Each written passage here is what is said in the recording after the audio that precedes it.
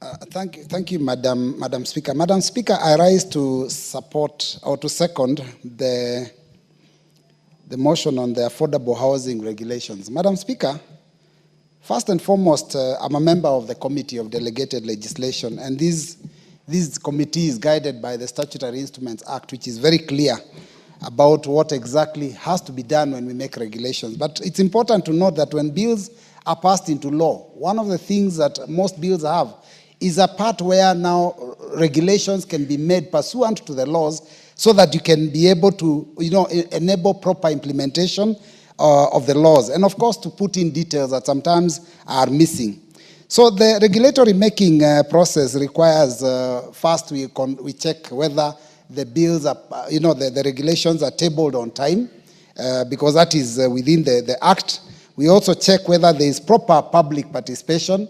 I know that has been a question over the years because we really haven't yet established exactly how much is adequate. But then once we satisfy ourselves that we believe that all the relevant people that are affected by these regulations have been given an opportunity to present their case, and that it has been also published in our newspapers, and various people from different walks of life have participated, then we convince ourselves that then that is enough.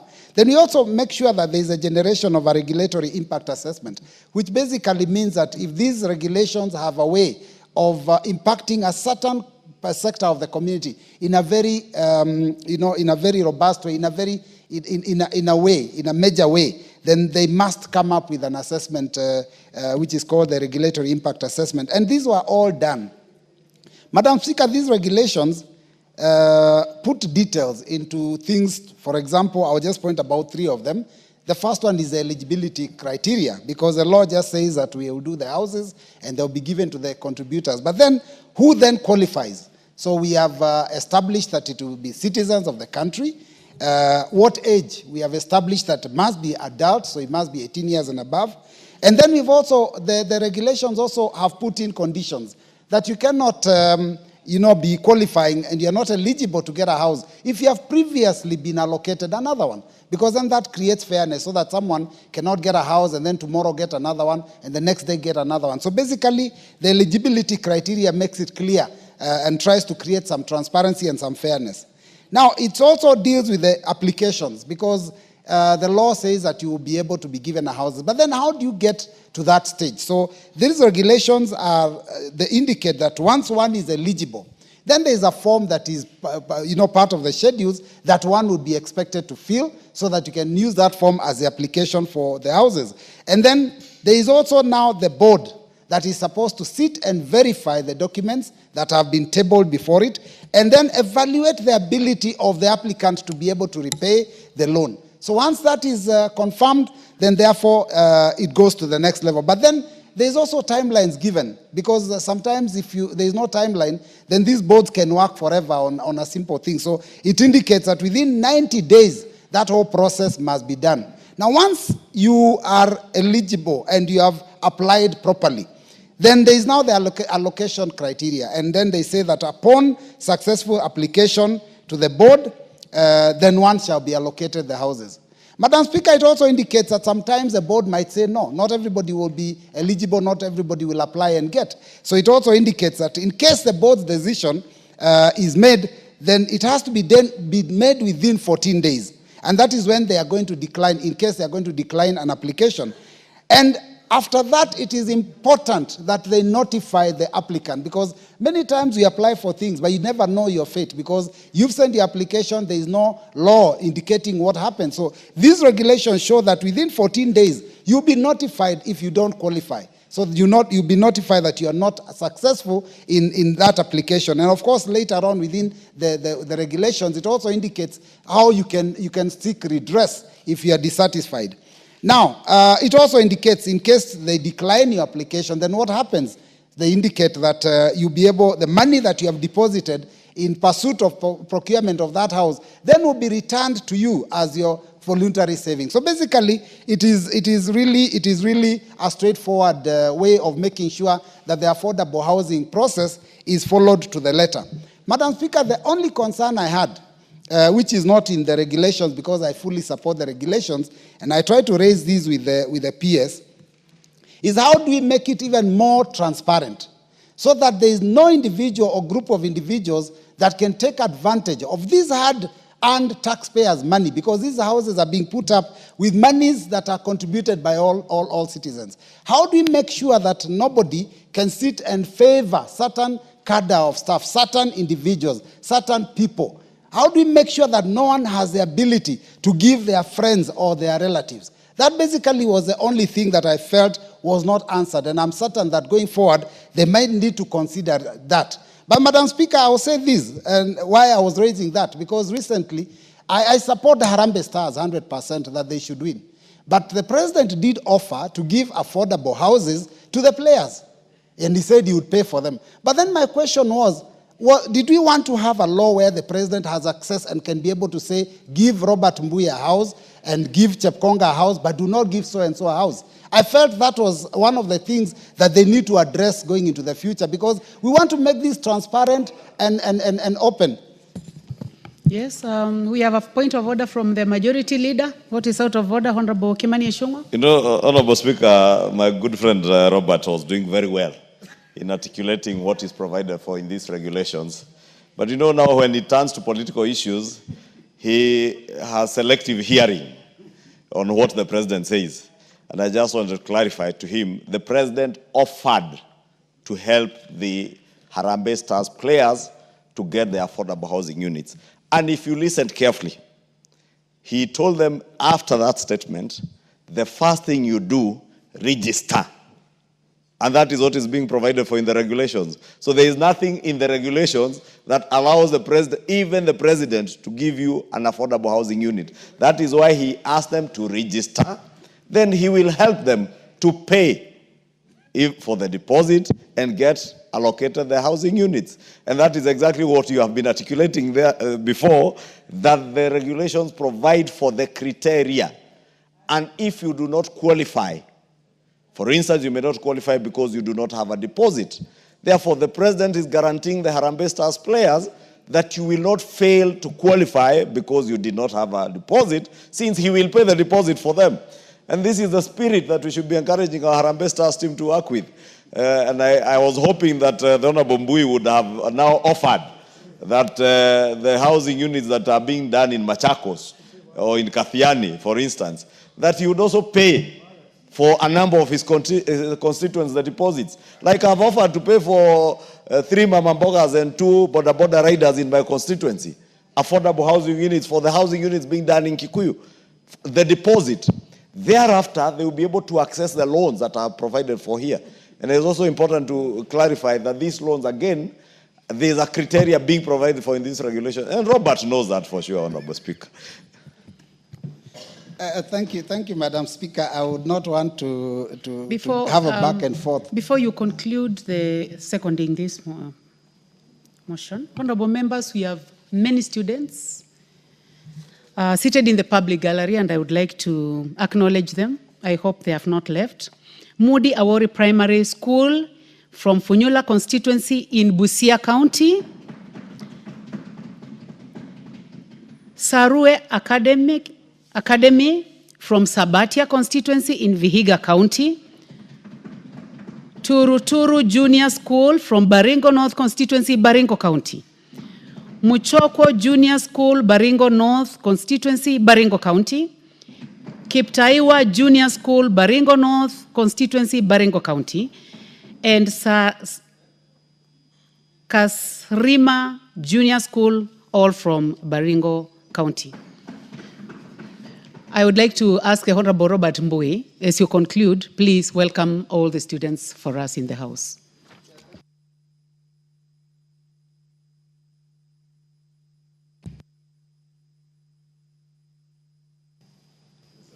Please try thank you, Madam Speaker. This one is working. On behalf of the House, thank you for this opportunity to welcome all those institutions that have come to the House of Parliament.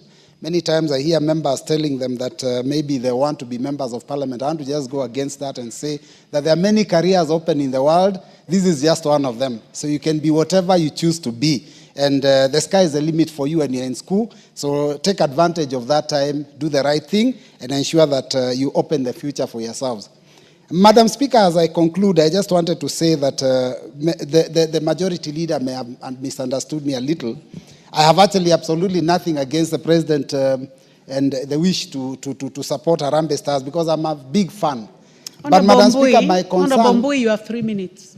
Thank you, Madam Speaker. I'm just concluding. My concern was really, how do we make this affordable housing issue in such a way, created in such a way that no one has authority directly, including the president, to be able to say, I can give a house to so-and-so. That authority must not rest in an individual, because this is money for all of us. These are taxes for all of us.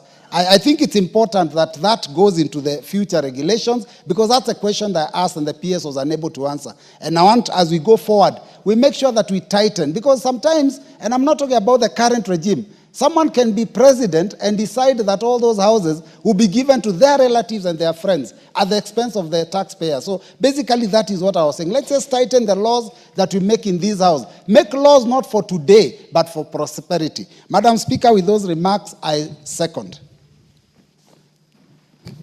Honorable members, I now propose the question that this House adopts the report of the Committee on Delegated Legislation on its consideration of the Affordable Housing Regulations 2025, laid on the table of this House on Tuesday, 12th August 2025, and pursuant to provisions of Section 59(4) of the Affordable Housing Act number 2 of 2024, this House approves the Affordable Housing Regulations published as legal notice number 114 of 2025.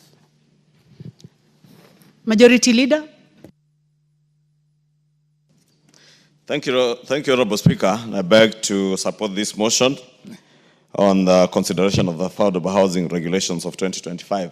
Honorable Speaker, I hear what Robert Mbui says, Honorable Speaker, and it's indeed important that we have a set criteria first to determine who qualifies for affordable housing and how are these houses allocated. And that is precisely what these regulations, Honorable Speaker, are doing.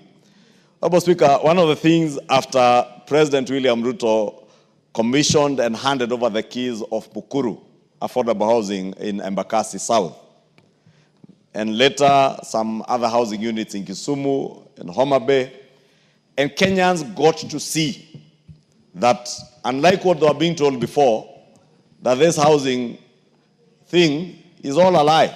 Because you remember many of our competitors on the political arena had said that this housing was a lie, it would never happen, is a conduit for theft, and this money would never build any houses, Honorable Speaker. And in fact, many have said in funerals and other political fora, asking, who told these people we want houses?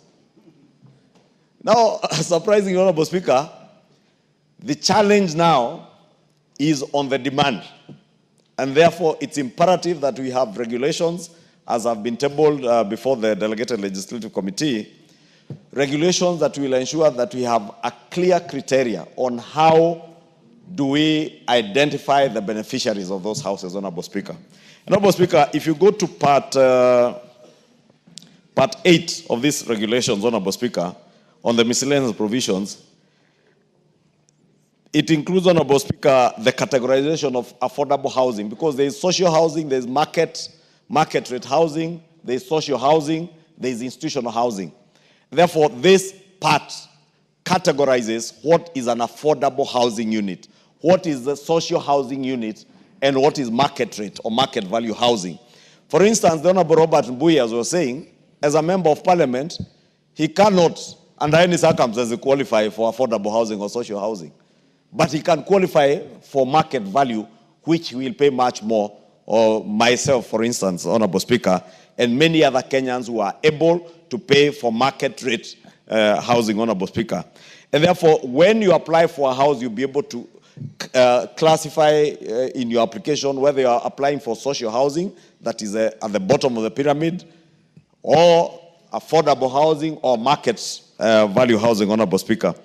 The same part also speaks to the establishment of an electronic system for the allocation of an affordable housing unit, And it says that this electronic system is what the mover of the motion was alluding to, that there will be no human intervention, Honorable Speaker. When I apply for my market rate house, I do not need to know the principal secretary or the minister. I do not need to know anybody in government. Honorable Speaker, I was shocked the other day, a good friend of mine who is a bishop, asking me, how can you help me to get allocated a unit at the Kikuyu Affordable Housing project? And I simply typed back on my WhatsApp message and told the bishop, good bishop, by simply registering in Boma Yangu and following the instructions therein.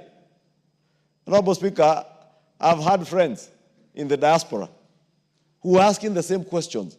How do we in the diaspora afford or get to access these affordable housing units? Some want to buy for their parents, some want to buy for themselves, some want to buy for their relatives back here. And I've told many of them, you do not need to know anybody. Honorable Speaker, you know, Kenyans, we are accustomed to, you must know somebody to get something. I want to tell Kenyans, you do not need to know anybody. Not the leader of majority, not the deputy leader of minority, Honorable Robert Mbui, not the leader of minority, nobody, not the PS, not the minister, not even the president. All you need to do is to know the procedure of registration through Boma Yangu, contribute for your deposit. And Honorable Speaker, these regulations are also provided now for that deposit. Fortunately, that deposit has now been moved from 10% of the value of the house to only 5%. You only need to contribute. If a house is $1 million shillings, you only need 50,000 shillings now to be able to make a deposit, Honorable Speaker. And that is something Kenyans need to know. And I want to invite Kenyans from across the board, even those in the diaspora, my good bishop friends and church leaders who are asking how we can help them. We do not need to help you. All you need to do, maybe we can help you through the empowerment programs to raise deposits to the 5%. But you do not need any help from anybody to be able to access these units. The system is foolproof. The system is transparent. A very accountable system, electronic system, that when you apply and you meet the criteria, the regulations here are also telling us that if you do not meet the criteria, there is also, the regulation provides for an appeal mechanism. How can you appeal? Probably it is a deposit that you have not met the threshold of the 5%. You can get back your deposit, you can continue saving and apply for another unit elsewhere. And you do not need necessarily to apply for a unit within your locality. I have been encouraging Kenyans. These houses being built in Nairobi are not for anybody. They are for the people of Kathiani, the people of Kikuyu, the people of Kisumu, the people of Karachuonyo, the people from Lodwar. Honorable Speaker, these regulations also have answered a very critical question. Honorable Speaker, if you allow me an extra minute so that I make that point. The question of rural housing. One of the salient issues during the second reading of this, the affordable housing bill, before it became an act of parliament, was to answer those questions for those naysayers and the pessimists who are asking, who said we want houses? Everybody has a house in their rural areas. The Honorable Chepkonga, in moving this motion, has alluded to that fact, that there are those far-flung districts of our country where we have huge tracts of land. And if you go and build, for instance, high-rise housing in our rural areas where people have a lot of land, then they will ask you, how can we, for instance, Honorable Speaker, with immense respect to our pastoral communities, our brothers from Turkana are asking, how do we go and live in multi-dwelling units when we have all this land at our disposal? Honorable Speaker, now these regulations are creating the avenue for rural housing. And rural housing, it's not necessary for government institutions and the agencies involved in affordable housing to come and build a house for you. There is now an avenue for you to access money to go and build a house for yourself in your rural area. Therefore, those in Western Kenya who do not want high-rise buildings, those in northeastern Kenya, those in the northern part of Kenya, or in Maasai Land who do not want high-rise buildings, apartments, Honorable Speaker, can now access a loan. And the procedure is being provided for in these regulations. How do you access a loan to now go build the house you want? You want a bungalow, 5 bedrooms. All you need is to pay a deposit, access the mortgage, get the money, build the house. And of course, now the criteria on how to qualify, how they will supervise to ensure that that money is not diverted in, to buying cattle or goats. It goes towards ensuring that even Kenyans in rural areas are able to get housing, Honorable Speaker. These regulations are timely, Honorable Speaker, and therefore support and urge members to support and encourage Kenyans, Honorable Speaker, to access these houses through the platforms that are provided for, the electronic platforms.